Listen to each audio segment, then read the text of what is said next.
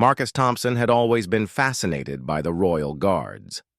As a tourist from Manchester visiting London for the weekend, he planned his entire trip around watching the famous changing of the guard ceremony at Horse Guards Parade.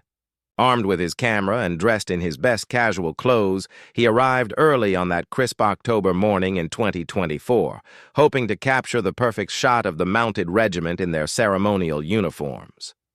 The cobblestones echoed under his feet as he walked through the historic archway, marveling at the grandeur of the building that had stood for centuries. Other tourists were already gathering, phones and cameras ready, chattering excitedly in various languages. Marcus found what he thought was the perfect spot near the mounted sentries, close enough to see the intricate details of their uniforms and the magnificent horses they rode. He began taking photographs, fascinated by how still the guards remained despite the growing crowd. The horses, equally impressive, stood like statues, while tourists posed nearby. Marcus noticed how the morning light caught the polished brass of the guards' helmets and the shine of their boots. He was so absorbed in his photography that he didn't notice he had gradually moved closer to the restricted area. A security officer in a high-visibility jacket approached him first, politely asking him to step back behind the designated line. Marcus apologized quickly, thinking it was just a minor issue. He moved back a few steps but continued taking pictures, still enchanted by the spectacle before him. The ceremony was about to begin, and he desperately wanted to capture every moment as the mounted regiment began their precise movements. Marcus became more animated, following the action with his camera. In his excitement, he stepped forward again, this time crossing into an area that was clearly marked as restricted. The same security officer noticed immediately and walked over with a more serious expression. The officer explained that Marcus had now violated the security perimeter twice and would need to be questioned by the police. Marcus felt his heart sink as he realized this was no longer a simple misunderstanding. Other tourists stopped to watch as two Metropolitan Police officers approached, their presence drawing unwanted attention to what had started as an innocent morning of sightseeing. The lead officer, a woman in her 30s with a professional but stern demeanor, asked Marcus for his identification. As he fumbled for his wallet, his hands shaking slightly from nervousness, he tried to explain that he was just a tourist who got carried away with taking pictures. The officer listened patiently, but explained that security around royal locations had been heightened recently due to various threats, and any breach of the perimeter had to be taken seriously. Marcus handed over his driver's license, watching, as the officer examined it carefully. She asked him where he was staying, why he was in London, and what his intentions were at Horse Guards Parade. Each question made him more nervous, even though he had nothing to hide. He explained about his weekend trip, his fascination with the Royal Guards, and his genuine mistake in crossing the security line. The second officer, meanwhile, was examining Marcus's camera, scrolling through the dozens of photos he had taken that morning.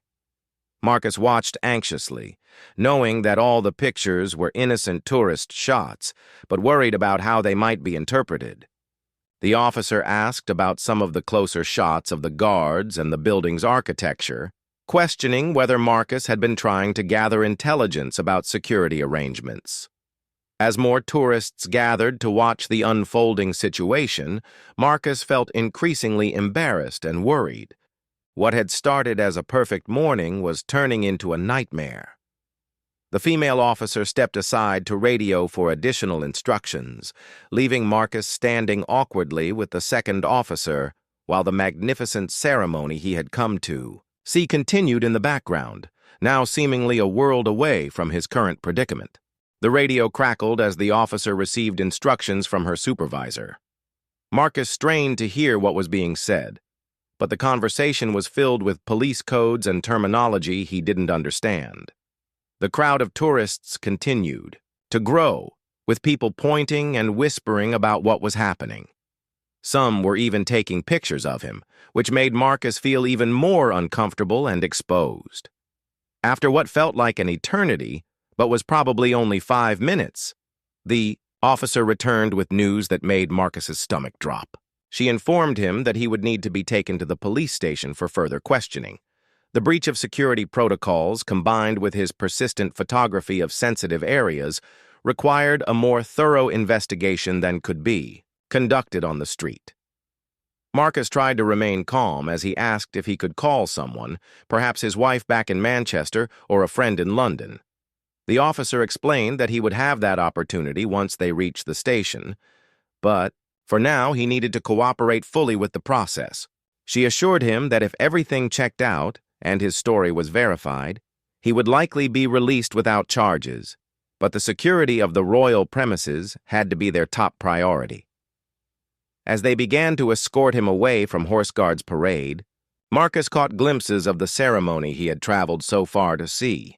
The mounted guards continued their precise formations, the horses stepping in perfect synchronization, their riders maintaining their stoic expressions despite the commotion nearby. It was ironic that his love for this spectacle had led to his current predicament. The walk to the police vehicle felt like the longest walk of Marcus's life. Fellow tourists stared at him with a mixture of curiosity and concern. Some looked sympathetic, perhaps recognizing that he appeared to be an ordinary, middle-aged man who had simply made a mistake. Others seemed suspicious, probably wondering what he had really been up to with his camera and his obvious interest in the guards. A police van waited at the edge of the parade ground, its presence adding to the gravity of the situation. As Marcus was helped into the back of the vehicle, he could see Horse Guards Parade continuing to function normally, as if his detention was just a minor blip in the daily routine. The ceremony would go on. The tourists would take their pictures from the proper distance, and life would continue while he faced the consequences of his enthusiasm. During the short drive to the police station, Marcus reflected on how quickly his perfect morning had transformed into a legal nightmare. He thought about his wife, Sarah, who was probably at home in Manchester, expecting him to call with excited stories about the ceremony. Instead, he would have to explain how her history-loving husband had managed to get himself arrested while trying to photograph the very guards he admired so much. The police officers in the front of the van spoke quietly to each other, occasionally glancing back at Marcus. He wondered what they were thinking about him. Did they see him as a genuine threat, or just another overzealous tourist who had made a serious error in judgment? The uncertainty was almost worse than knowing he was in trouble. When they arrived at the station, Marcus was surprised by how busy it was, even on a weekend morning. The desk sergeant, a burly man with graying hair, looked up from his paperwork as Marcus was brought in. The arresting officer explained the situation quickly, using terms like security breach and suspicious photography that made Marcus sound far more dangerous than he felt. As they processed his personal belongings, Marcus watched his camera disappear into an evidence bag. All those innocent photos of his London weekend, including shots from earlier in the morning at his hotel and during his walk through St. James's Park, were now part of a police investigation. He wondered if Sarah would believe this story when he finally got the chance to tell her what had happened to her ordinarily law-abiding husband. The interview room was small and sterile, with white walls and a metal table bolted to the floor. Marcus sat across from Detective Inspector Helen Walsh, a woman in her 40s with sharp eyes and a no-nonsense attitude. She had introduced herself, politely but professionally, explaining that she needed to ask him some questions about his activities at Horse Guards Parade. Detective Walsh opened a file containing printed copies of the photographs from Marcus's camera. She spread them across the table systematically, and Marcus was surprised to see how many pictures he had actually taken.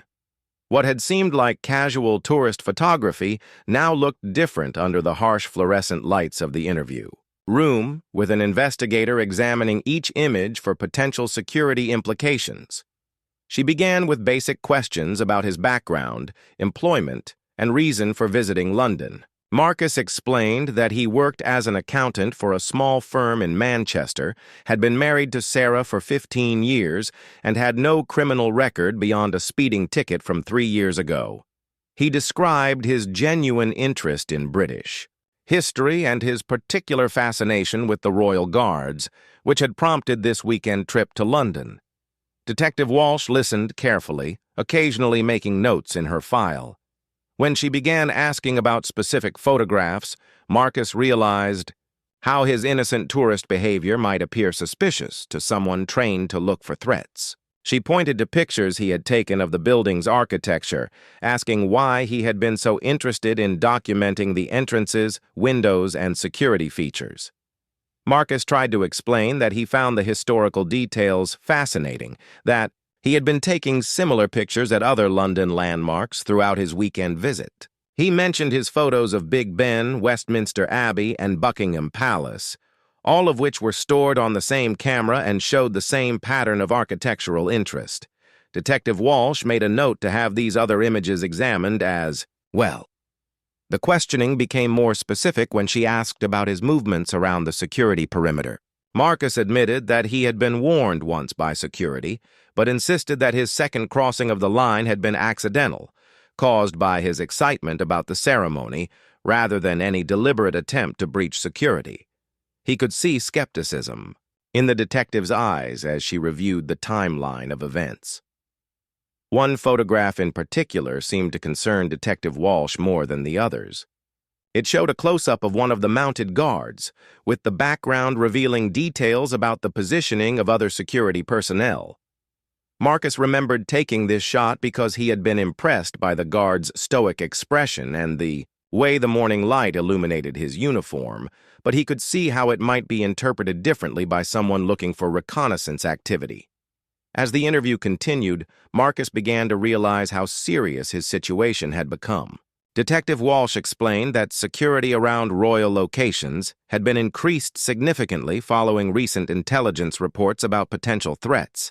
Any unusual behavior, especially involving photography of security arrangements, was being investigated thoroughly. What might have been dismissed as tourist enthusiasm in previous years was now treated as a potential security risk. The detective asked about Marcus's travel history, his social media activity, and whether he had any connections to political or activist groups. Each question made him more aware of how an ordinary person's life could be scrutinized when viewed through the lens of security concerns. He provided honest answers to everything, hoping that his genuine transparency would work in his favor. When Detective Walsh asked if he had anyone who could vouch for his character and intentions, Marcus immediately thought of his boss, his neighbors, and his wife Sarah, who would be shocked to learn about his current situation. He provided contact information for several references, knowing that these people would confirm that he was exactly what he appeared to be, a middle-aged accountant with a passion for history who had made a serious error in judgment. The interview paused while Detective Walsh stepped out to make some phone calls and consult with her supervisor. Left alone in the interview room, Marcus stared at the photographs spread across the table, seeing his innocent morning adventure transformed into evidence in a potential security investigation. He wondered how many other tourists had found themselves in similar situations, and whether his story would have a happy ending or become a cautionary tale about the new realities of security in modern Britain. While Detective Walsh was out of the room, Marcus was allowed to make his phone call. With trembling fingers, he dialed Sarah's number, dreading the conversation he was about to have. When she answered cheerfully, expecting to hear about his exciting morning at Horse Guards Parade, Marcus struggled to find the right words to explain his predicament. Sarah's initial disbelief quickly turned to concern as Marcus explained the situation. She asked practical questions about legal representation and whether he needed her to drive down to London immediately. Her voice remained calm and supportive, which provided Marcus with some comfort during one of the most stressful moments of his life. She assured him that they would get through this together and that she would start making phone calls to find him legal help if needed. After the call, Marcus sat alone again, listening to the distant sounds of the police station operating around him. He could hear phones ringing, conversations in the hallway, and the occasional sound of doors opening and closing. The normalcy of these sounds contrasted sharply with the surreal nature of his own situation, reminding him that while his world had been turned upside down, everyone else's day was continuing as usual. Detective Walsh returned with additional officers, including a specialist from the counter-terrorism unit, who introduced himself as Inspector James Crawford.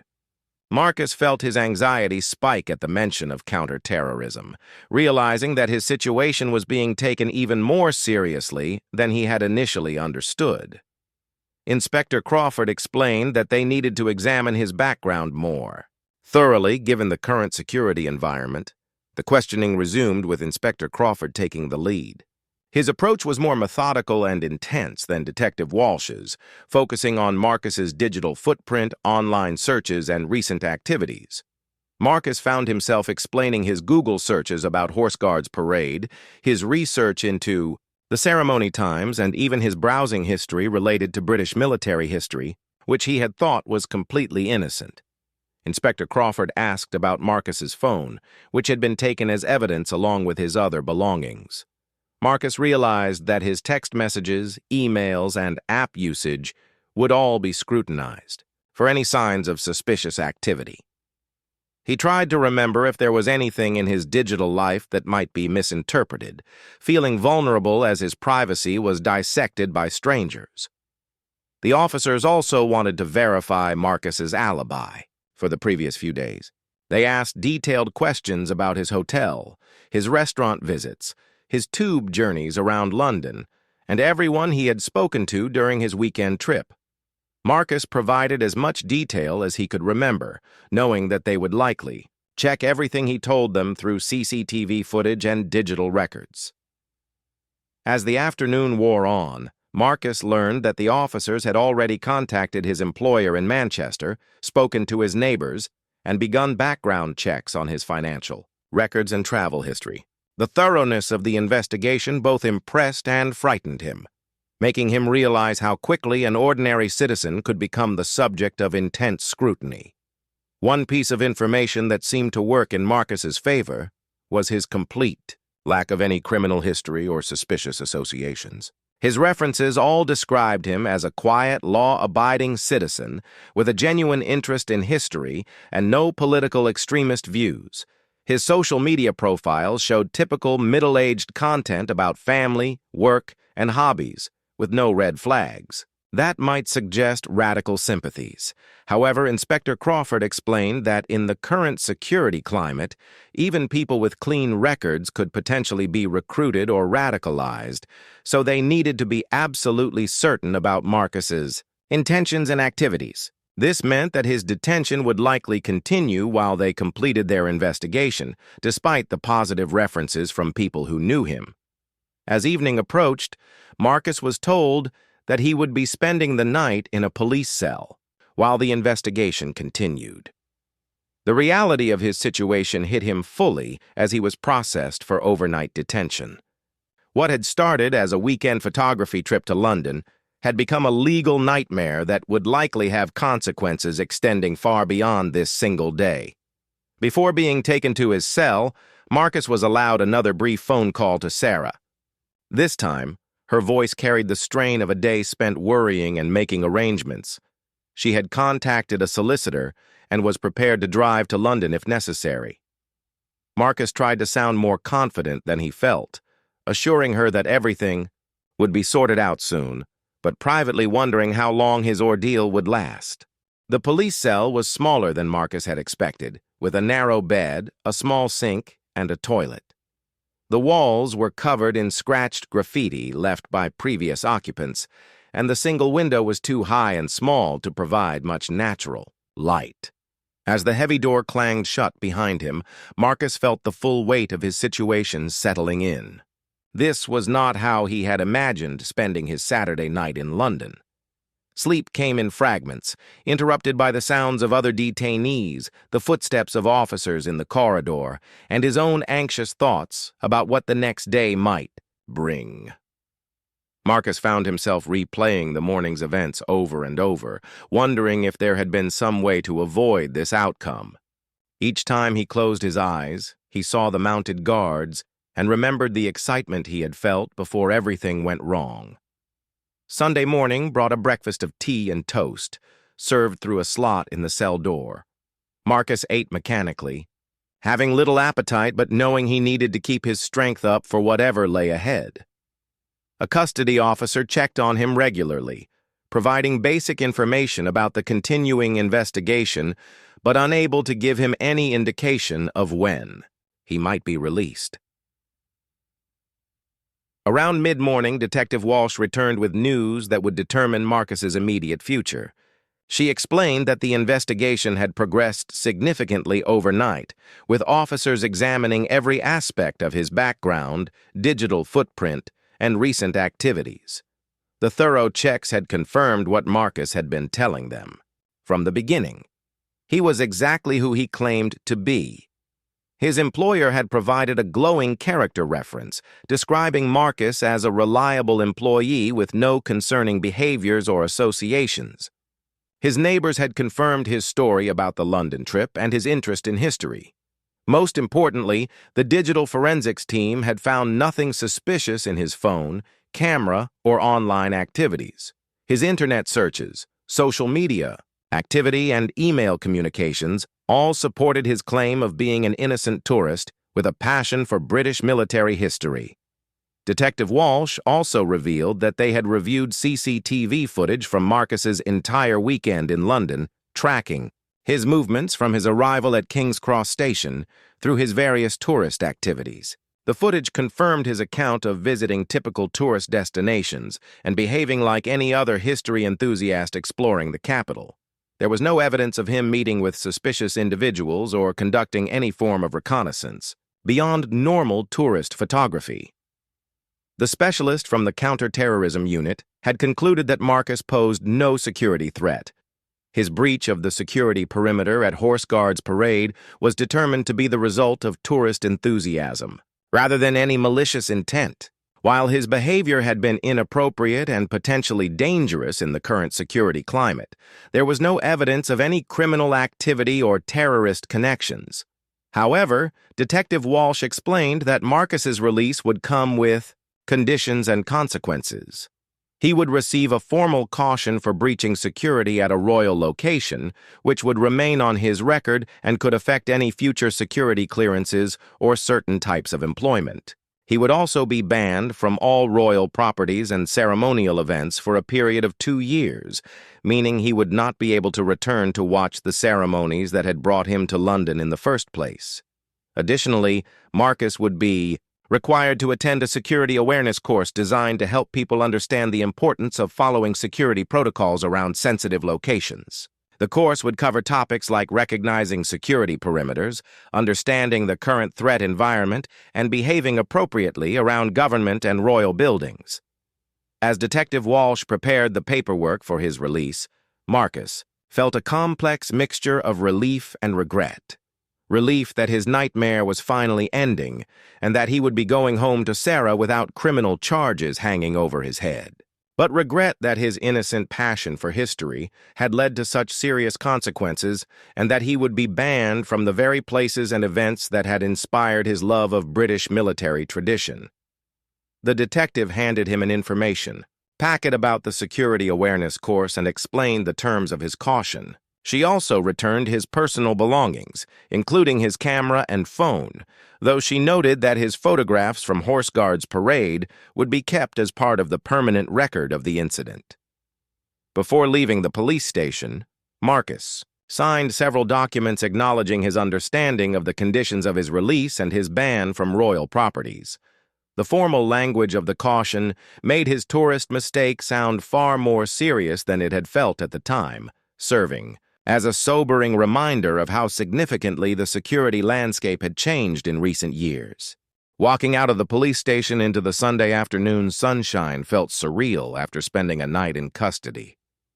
Marcus squinted in the daylight, feeling disoriented and emotionally drained from his ordeal.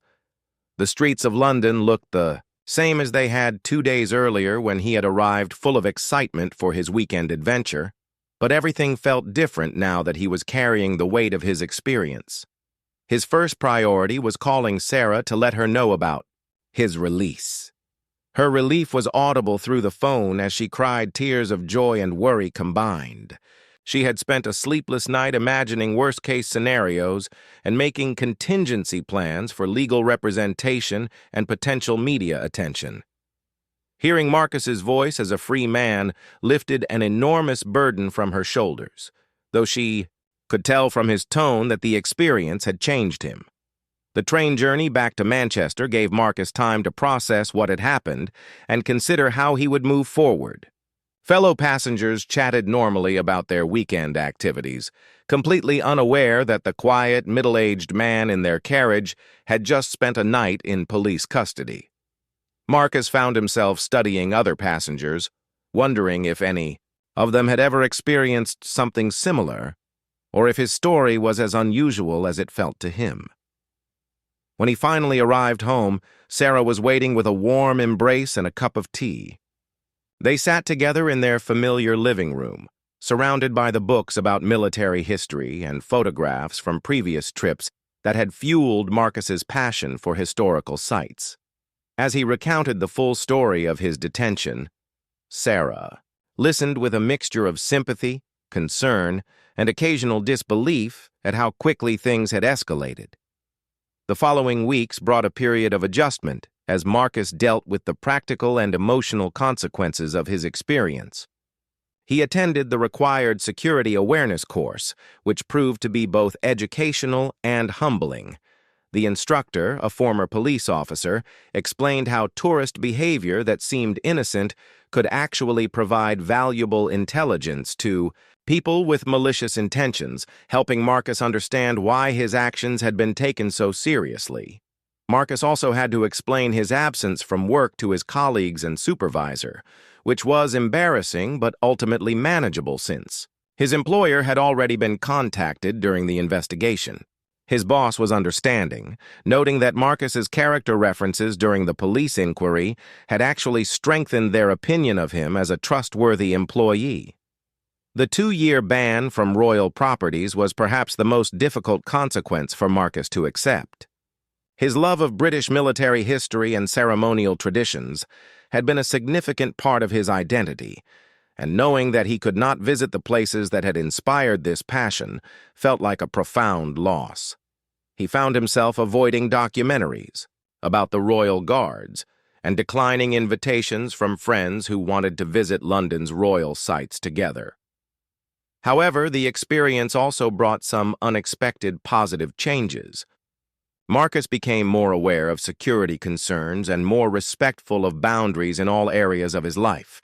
He developed a deeper appreciation for the challenges faced by law enforcement officers who must balance public safety with individual freedoms. His story even became a cautionary tale that he shared with other history enthusiasts, helping them understand the importance of respecting security protocols at sensitive locations. 6 months after his detention, Marcus received a letter confirming that he had successfully completed all the requirements of his caution. While the record would remain on file, his compliance with the conditions had been noted positively. The letter also included information about how he might apply for reconsideration of his ban from royal properties after the full 2-year period, provided he could demonstrate continued good behavior and understanding of security requirements. As Marcus filed the letter away, he reflected on how a single morning's enthusiasm had led to such far-reaching consequences.